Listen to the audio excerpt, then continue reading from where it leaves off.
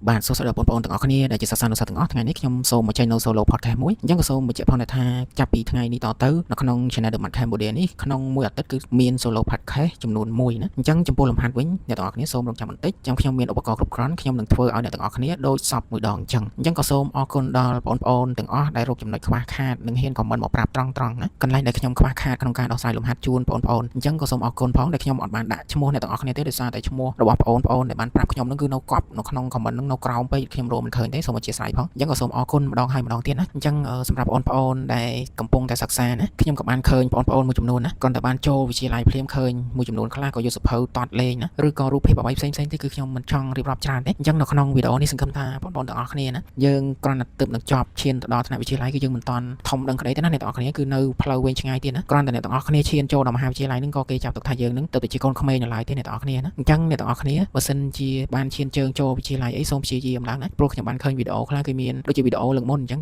គឺខ្ញុំឃើញបងអូនស្រីក្នុងការចែកលេខអញ្ចឹងគឺបងអូនអត់ទាន់ចេះចែកនៅឡើយទេណាអញ្ចឹងក្នុងការចែកលេខនេះគឺយើងបង្រៀនតាំងពីថ្នាក់ទី7 6អីណោះអញ្ចឹងគេចែកអស់ហើយចាប់តាំងពីទី5អីណោះអញ្ចឹងមកដល់ថ្នាក់ពួកទី10ទីអីអាហ្នឹងគឺយើងចាប់ផ្ដើមចែកជាលក្ខណៈពហុធាតុម្ដងណាដូចឧទាហរណ៍ថាយើងមាន x ការ៉េបូក 2x បូក 1អីចឹងឬក៏ x ការ៉េបូក 3x បូក 1ហើយចែកឲ្យ x ដក 2អាហ្នឹងអញ្ចឹងអាហ្នឹងគឺជាលក្ខណៈពហុធាតុចែកឲ្យគ្នាអញ្ចឹងណាគឺយើងលែងមានលេខចែកឲ្យគ្នាទៀតហើយណាប៉ុន្តែក៏វាមិនមែនថាមិនអត់មានទេគឺមានប៉ុន្តែយើងត្រូវតែរៀនឲ្យចេះដែរណាអ្នកនរគ្នាពីព្រោះឡើងមកដល់ថ្នាក់លើនេះគឺភាគច្រើនគឺយើងត្រូវការចេះពីគ្រឹះខាងក្រោមហ្នឹងឲ្យបានរឹងមាំមែនតើបើសិនជាយើងមិនបានរឹងមាំទេអ្នកនរគ្នាគឺពិបាកក្នុងការឈរជើងនៅលើថ្នាក់ទី11និងទី12នឹងខ្លាំងណាស់អ្នកនរគ្នាអញ្ចឹងបើយើងឈរមិនរឹងទី11ទី12នឹងទេថ្នាក់មហាវិទ្យាល័យហ្នឹងក៏អ្នកទាំងអស់គ្នាពិបាកឈរជើងនៅលើនឹងដែរណាអញ្ចឹងសុំនិយាយរឿងនេះបន្តិចណានៅក្នុងក្រុមក្មេងៗតែងតែសួរខ្ញុំណាជាទូទៅខ្ញុំឃើញ limit ណាអ្នកនរគ្នាតាមពិតទៅ podcast នេះមិនដឹងថានិយាយអំពីប្រធានបទអីទេគឺយើងនិយាយលាយគ្នាតែម្ដងឥឡូវខ្ញុំសូមដាក់ចំណងជើងប្រធានបទសិនពីមុននោះខ្ញុំគ្រាន់តែដាក់ពីរឿងសង្គមរបស់យើងទេណាអញ្ចឹងប្រធានបទដែលថាខ្ញុំនិយាយនេះគឺខ្ញុំចង់និយាយថាអ្វីដែលយើងត្រូវរៀនយើងគួររៀនណាអ្វីដែលយើងវានៅឆ្ងាយពីយើងពេកគឺយើងមិនអាចបានទេមិនមែនថាខ្ញុំចង់បិទមិនឲ្យអ្នកទាំងអស់គ្នារៀនទេប៉ុន្តែរៀនបានប៉ុន្តែយើងប្រើមិនបានអ្នកទាំងអស់គ្នាយល់ទេ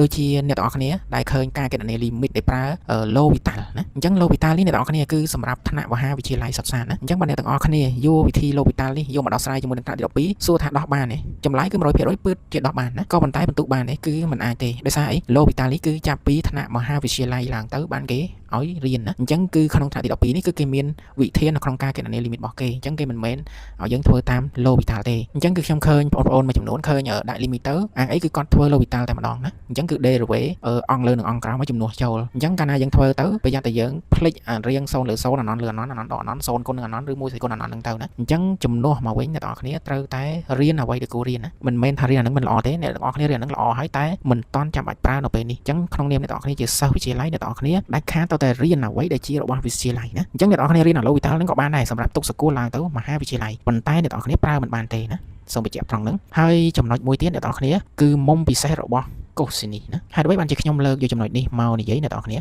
ឡូវខ្ញុំសូមលើកយកត្រង់ចំណុចថាពាក្យថាពិសេសមកនិយាយជាមួយអ្នកទាំងអស់គ្នាបន្តិចតើអ្វីទៅដែលយើងចាប់ទុកថាវាជាតម្លៃពិសេសឬក៏ចំណុចពិសេសណាមួយឬក៏យើងអាចហៅថាជាមុំពិសេសណាអញ្ចឹងយើងគិតងាយៗរបស់ពិសេសគឺជារបស់មួយដែលមានតិចគឺជាកម្រណារបស់កម្រអាហ្នឹងហើយគឺជារបស់ពិសេសអញ្ចឹងយើងនិយាយទៅលើមុំពិសេសវិញខ្ញុំឃើញគ្រូ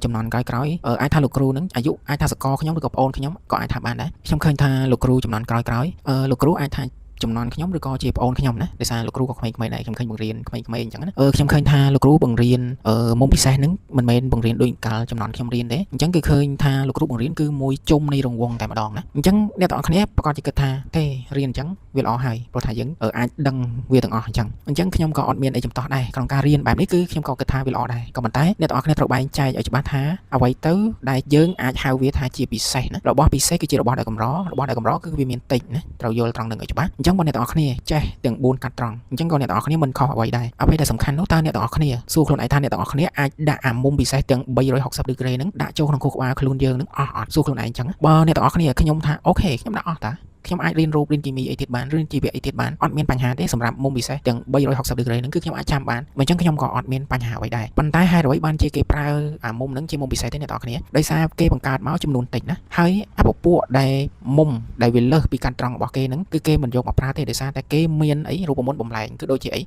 រូបមន្តមុំផ្ទុយអីចឹងមុំបំពេញមុំបន្ថែមមុំផលសងស្មើ2ផលសងស្មើ2លើ2អីចឹងជាដើមមានជាច្រើនទៀតណាអញ្ចឹងគឺគេយកអារូបមន្តនឹងឯងនឹងមកបំលែងអញ្ចឹងបើយើងចេះមួយជុំនៃរង្វង់អស់ហើយតើ រូបមន្តហ្នឹងប្រើវាដើម្បីធ្វើអីទៀតណាអញ្ចឹងបើអ្នកទាំងអស់គ្នាចេះអាហ្នឹងក៏អត់មានអីខុសដែរគឺត្រូវណាប៉ុន្តែគោលដៅនៃការសិក្សាគឺគេចង់ដាក់ឧទាហរណ៍ថាសន្និសនិមុំក្នុងអាម្ដុំរបស់សន្និសហ្នឹងគេមិនមែនឲ្យសន្និសនិមុំអាម្ដុំហ្នឹងគឺចេញលទ្ធផលមកលេខតែម្ដងទេណាគឺគេចង់ឲ្យមានប្រមាណវិធីនៅក្នុងអាចន្លោះមុំរបស់វាហ្នឹងណាអ្នកទាំងអស់គ្នាត្រូវយល់ឲ្យច្បាស់អញ្ចឹងសូមសរុបសេចក្តីមកវិញបន្តិចពាក្យថាពិសេសគឺជារបស់មួយដែលកម្រណាតែវាកម្រគឺមានតិចហើយមិនមែនមានច្រើនទេអ្នកទាំងអស់គ្នាត្រូវយល់ឲ្យច្បាស់អញ្ចឹងអ្នកទាំងអស់គ្នាត្រូវតែកត់សម្គាល់ឲ្យបានមែនតើណាហើយចំណុចមួយទៀតខ្ញុំតែងតែលើថាក្មេងៗគឺពិបាកក្នុងការទន្ទិញណាមែនទេអញ្ចឹងអ្នកទាំងអស់គ្នាតែចង់បានកន្លឹះនៅក្នុងការទន្ទិញមេរៀនឲ្យឆាប់ចាំទេអ្នកទាំងអស់គ្នាអញ្ចឹងបើតាមបទពិសោធន៍ខ្ញុំនៅក្នុងការសិក្សាក៏ដូចជាបានឡើងបង្រៀនមិត្តភ័ក្តិតាំងពីចំនួនឆ្នាំ2012នោះអ្នកទាំងអស់គ្នាដើម្បីយើងឡើងបង្រៀនពួកគាត់បានគឺយើងភាគច្រើនទៅផ្ទះវិញចំណាយពេលវេលាច្រើនគួរសមដែរក្នុងការមើលសភៅហើយបៀតភ្លឺគឺគេមិនបានគ្រប់គ្រាន់ទេអ្នកទាំងអស់គ្នាត្រូវងើបពីព្រលឹមដើម្បីអង្គុយទន្ទិញអ្នកទាំងអស់គ្នាដឹងថាខ្ញុំទន្ទិញយ៉ាងម៉េចទេ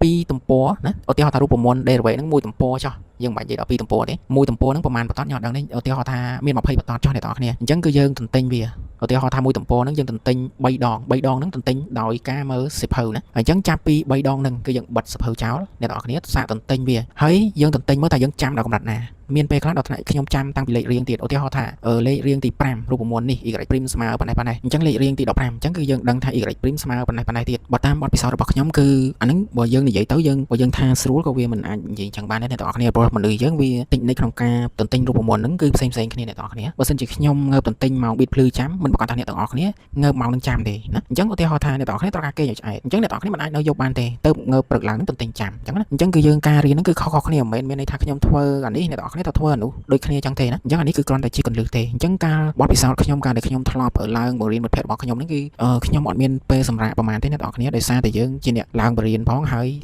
ឆ្នាំហ្នឹងគឺជាឆ្នាំយើងឡើងប្រឡងទៀតដល់អញ្ចឹងចំណាយពេលវេលាខ្លះឲ្យមិត្តខ្លួនឯងហើយពេលវេលាមួយចំណាយទៀតគឺយើងចំណាយពេលឲ្យខ្លួនឯងដើម្បីស្វ័យសិក្សាហើយបន្តមកទៀតយើងចំណាយពេលដើម្បីបង្រៀនមិត្តភ័ក្តិទៀតអញ្ចឹងវាពីរទ្រូតណាអញ្ចឹងអ្នកទាំងអស់គ្នាប្រកាសជាគិតថាប្រហែលជាពិបាកខ្លាំងហើយមើលទៅ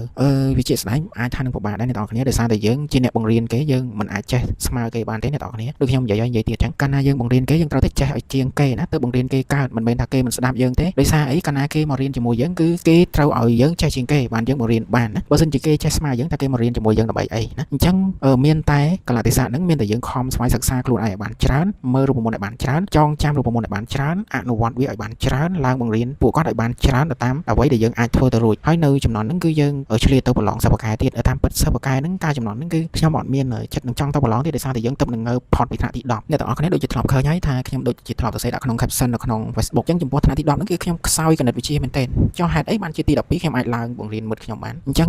ថ្នាក់ទី10ហ្នឹងដោយសារតែការរៀងចាលរបស់ខ្ញុំទី1ជួបលោកគ្រូអញ្ចឹងកាលហ្នឹងគឺខ្ញុំឈរទាំងរងថ្ងៃដល់ពេលជួបលោកគ្រូទៅជួបឡើង3ឆ្នាំអញ្ចឹងយើងគិតក្នុងចិត្តថាទេជួបលោកគ្រូទៀតហើយអញ្ចឹងបើសិនជាយើងនៅតែឈររហូតអញ្ចឹងប្រកាសជាខ្មាស់គាត់មិនខានទេអញ្ចឹងយើងត្រូវតែរកដំណោះស្រាយអញ្ចឹងមានអីដំណោះស្រាយរបស់យើងមានតែខំរៀនដើម្បីកុំឲ្យឈរខ្មាស់មិត្តរួមថ្នាក់អញ្ចឹងចាប់ពីនឹងមកយើងមិនត្រឹមតែឈប់ឈរទេគឺយើងមានឱកាសឡើងបង្រៀនមិត្តរួមថ្នាក់យើងថែមទៀតពីព្រោះអីដោយសារតែយើងបានសួរគ្រូញឹកជាងគេហើយដល់អ្វីដែលខ្ញុំបញ្ជាក់ប្រាប់អ្នកទាំងអស់គ្នាអញ្ចឹងដែលអ្នកដែលសួរជាងគេហ្នឹងមិនមែនអ្នកខ្សោយទេណាអ្នកទាំងអស់គ្នាអ្នកដែលសួរដែលថាចេញម៉ោងគួរហ្នឹងចេញក្រោយគេហ្នឹងមនុស្សហ្នឹងគឺជាមនុស្សដែលរៀនស្និទ្ធជាមួយគ្រូជាងគេហើយបកកាយជាងគេហើយចំណន់ហ្នឹងអត់មានថាមករៀនគួរមកមិនបន្ទុកអញ្ចឹងណាជាមួយលោកគ្រូរបស់ខ្ញុំគឺមករៀនគួរក៏បានបន្ទុកប៉ុណ្ណឹងអត់មករៀនគួរក៏បានប៉ុណ្ណឹងឲ្យតែធ្វើខុសអត់មានការយកអីទាំងអស់គឺគាត់ធ្វើបែបនេះគឺដើម្បីឲ្យយើងខំរៀនមិនមែនមកខំយកបន្ទុកទេអញ្ចឹងកាលណាយើងមកខំរៀនយើងចេះយើងអាចមានលទ្ធភាពចូលប្រឡងប្រកួតប្រជែងបានមិនថាបាក់ដប់សិស្សពូកែអាហារូបករណ៍យើងអាចប្រឡងបានទាំងអស់អញ្ចឹងអាហារូបករណ៍ក៏ដូចជាសិស្សពូកែហ្នឹងគឺខ្ញុំធ្លាប់បានសាកល្បងជាច្រើនដែរក៏ប៉ុន្តែយើងទៅងើបពីថ្នាក់ទី10រួចដល់អញ្ចឹងការវឹកហាត់របស់យើងហ្នឹងគឺមិនគ្រប់គ្រាន់ទេនៅក្នុងលក្ខណៈនៃការ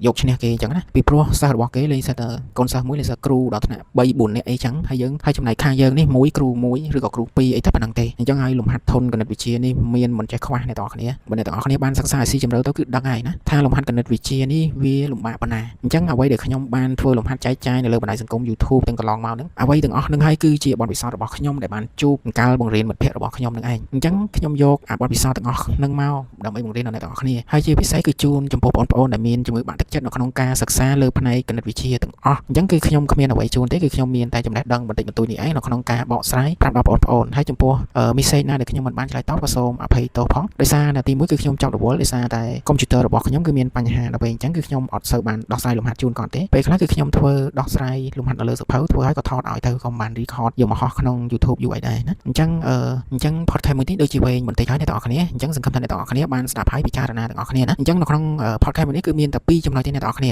ចំណុចទី1នៅក្នុងវិភាគទៅលើអ្វីទៅដែលយើងហៅថាពិសេសណាពាក្យថាពិសេសរបស់ហ្នឹងគឺមានតិចណាដូចថាមុំពិសេសអញ្ចឹងតាមពិតទៅយើងរៀនមួយជុំរង្វង់ហ្នឹងគឺអត់ខុសទេអ្នកទាំងអស់គ្នាត្រឹមត្រូវក៏ប៉ុន្តែសួរថាអ្នកទាំងអស់គ្នាមានលទ្ធភាពដាក់ចូលទៅក្នុងគូក្បាលយើងមានអត់បើអ្នកទាំងអស់គ្នាឆ្លើយថាអូខេខ្ញុំអាចទទួលយកបានអត់អីទេអញ្ចឹងខ្ញុំក៏អូខេដែរប៉ុន្តែសម្រាប់ខ្ញុំគឺខ្ញុំបង្រៀនតែមួយកាត់ត្រង់ឬពីរកាត់ត្រង់ទេខ្ញុំអត់បង្រៀនទាំងអស់ទេដោយសារវាច្រើនពេកព្រោះអ្នកទាំងអស់គ្នាមិនមែនរៀនគណិតតែមួយណាអ្នកទាំងអស់គ្នាត្រូវរៀនអក្សរសាស្ត្រខ្មែរត្រូវរៀនរូបត្រូវរៀនគីមីត្រូវរៀនជីវៈបន្ថែមទៀតណាអញ្ចឹងបើសិនជាយើងខំបំលែងវាកាន់តែច្រើនទៅ